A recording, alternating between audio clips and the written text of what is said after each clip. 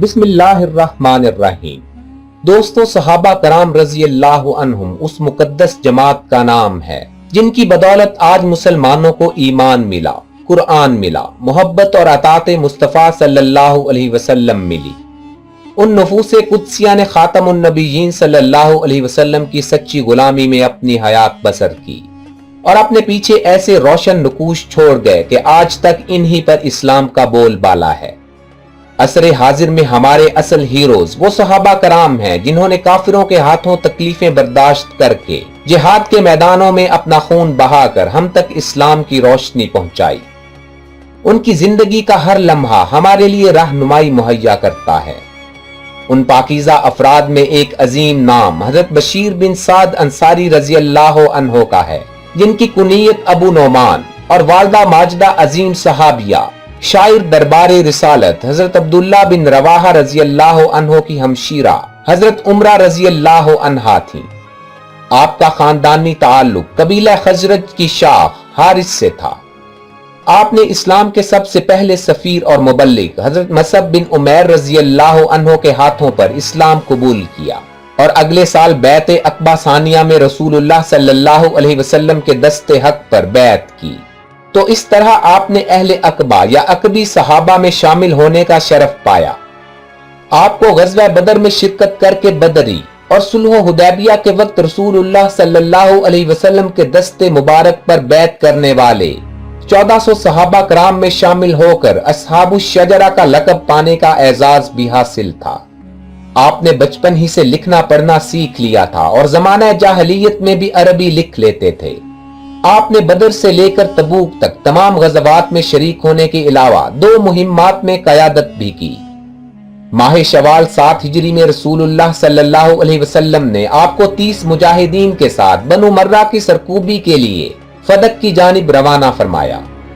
مجاہدین نے وہاں پہنچتے ہی ان کے مال پر دھاوا بول دیا اور ان کے اونٹ اور بکریاں وغیرہ ہنکا کر لے آئے۔ بنو مرہ نے مسلمانوں کا تعاقب کیا تو راستے میں آمنا سامنا ہو گیا۔ لڑائی میں کچھ کفار بھاگ گئے اور کچھ گرفتار ہوئے۔ مسلمان مال غنیمت لے کر مدینہ منورہ پہنچے۔ کفار سے تصادم میں حضرت بشیر بن سعد زخمی ہو گئے، چنانچہ آپ واپس فدق چلے گئے۔ وہاں کچھ عرصہ علاج معالجہ کے بعد صحت یاب ہو کر مدینہ منورہ واپس لوٹے۔ اسی سال ماہ شعبان میں انہیں رسول اللہ صلی اللہ علیہ وسلم نے بنو غطفان کی طرف 300 مجاہدین کا امیر بنا کر روانہ فرمایا۔ رسول اللہ صلی اللہ علیہ وسلم جب 7 ہجری کو عمرہ کے لیے تشریف لے گئے تو آپ مسلح دستے کے امیر تھے جو رسول اللہ صلی اللہ علیہ وسلم کی حفاظت پر مامور تھا۔ صلح حدیبیہ میں یہ طے پایا تھا کہ مسلمان اگلے سال عمرہ کریں گے اور غیر مسلح ہو کر مکہ مکرمہ میں داخل ہوں گے۔ چنانچہ معاہدہ کے تحت تمام مسلمانوں نے اپنے ہتھیار اتار دیے اور حضرت بشیر بن سعد رضی اللہ عنہ کی قیادت میں 100 مسلح سواروں نے مکہ معظمہ سے باہر ان کی حفاظت کی اور باقی مسلمانوں نے اطمینان سے عمرہ کیا۔ فنون حرب اور قوت شجاعت تو آپ کو وراثت میں ملی تھی۔ فتنہ مرتدین کے خلاف جنگ یمامہ اور بہت سی جنگوں میں بھی آپ نے اپنے بازوئے طاقت کے جوہر دکھائے۔ قبیلہ بنی سعدہ میں سقیفہ کے مقام پر جب سیدنا ابو بکر صدیق رضی اللہ عنہ کی خلافت کا مشورہ ہوا تو انصار میں سب سے پہلے بیعت کرنے والے حضرت بشیر بن سعد رضی اللہ عنہ تھے۔ آپ ایک مجاہد کی حیثیت سے بھی جنگوں میں شریک ہوئے۔ حضرت سیدنا خالد بن ولید رضی اللہ عنہ کی قیادت میں عراق، ایران اور شام کے کئی معرکوں میں شرکت کی اور شجاعت اور جاں بازی کا حق ادا کر دیا۔ آپ 12 ہجری میں عرب کے آخری مارکے عین التمر میں شریک ہوئے اور دوران لڑائی شہید ہوئے یا زخمی ہو کر بعد میں جام شہادت نوش کیا۔ مسند احمد بن حنبل کی روایت کے مطابق مدینہ منورہ کی طرف ہجرت کرنے کے بعد انہیں اللہ تعالیٰ نے سب سے پہلے صاحب زادے کی نعمت سے نوازا جن کا نام نعمان رکھا گیا۔ آپ اپنی والدہ کے ساتھ اکثر بارگاہ رسالت میں حاضر ہوتے اور دعاؤں کی خیرات پاتے۔ روایات میں ہے کہ حضرت بشیر رضی اللہ عنہ نے اپنے بیٹے کو ایک غلام دیا اور اس پر رسول اللہ صلی اللہ علیہ وسلم کو گواہ بنانا چاہا۔ آپ صلی اللہ علیہ وسلم نے فرمایا، کیا تمہارے ہاں اور بھی کوئی لڑکا ہے؟ انہوں نے عرض کیا، جی ہاں۔ आप सल्लल्लाहु अलैहि वसल्लम ने फरमाया, क्या तुमने इसी तरह का गुलाम सबको दिया है? उन्होंने अर्ज किया, नहीं। तो रसूलुल्लाह सल्लल्लाहु अलैहि वसल्लम ने फरमाया, मैं इस बात पर शहादत नहीं दूंगा।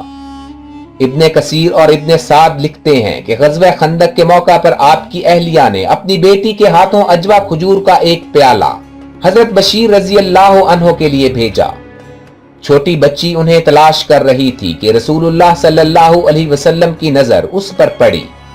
आप सल्लल्लाहु अलैहि वसल्लम ने बच्ची को बुलाया और खजूरें लेकर खंदक में कपड़ा बिछवाकर उस पर कुछ डाल दी। फिर हजरत जाल बिन सुराका रजी अल्लाह अन्हो से फरमाया कि अहले खंदक को खाने के लिए बुलाओ। तमाम सहाबा कराम आते गए और कपड़े पर से खजूरें खाकर जाते रहे। तमाम सहाबा ने शेर होकर खजूरें खा ली, लेकिन आप सल्लल्लाहु अलैहि वसल्लम प्याले में से खजूरें निकाल कर डालते रहे। हजरत बशीर बिन साद रजी अल्लाह अन्हो के इखलाक में सबकत फिल इस्लाम, सलामती तबा, शौक जिहाद और अतात मुस्तफ़ा सल्लल्लाहु अलैहि वसल्लम के खूबसूरत फूल मौजूद थे। लेकिन ताज्जुब है कि अहले कलम ने इन अजीमुल मर्तबत जर्नैल की सीरत के बारे में बहुत कम लिखा है। ताहम जो थोड़ी बहुत रिवायात उनके बारे में मिलती हैं वो उनकी जलालत कदर और अजमत किरदार पर दलालत करती हैं। दुआ है कि अल्लाह ताला तमाम मुसलमानों को नबी करीम सल्लल्लाहु अलैहि वसल्लम के सहाबा कराम की सीरत को अपनी जिंदगियों का हिस्सा बनाने की तौफीक अता फरमाए।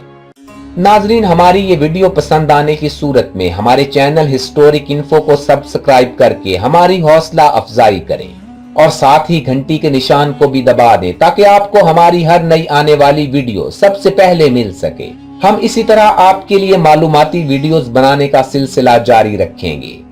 बशर्ते जिंदगी जल्द ही किसी नई वीडियो के साथ आपकी खिदमत में हाजिर होऊंगा। अपना भरपूर ख्याल रखिएगा। अल्लाह हाफिज।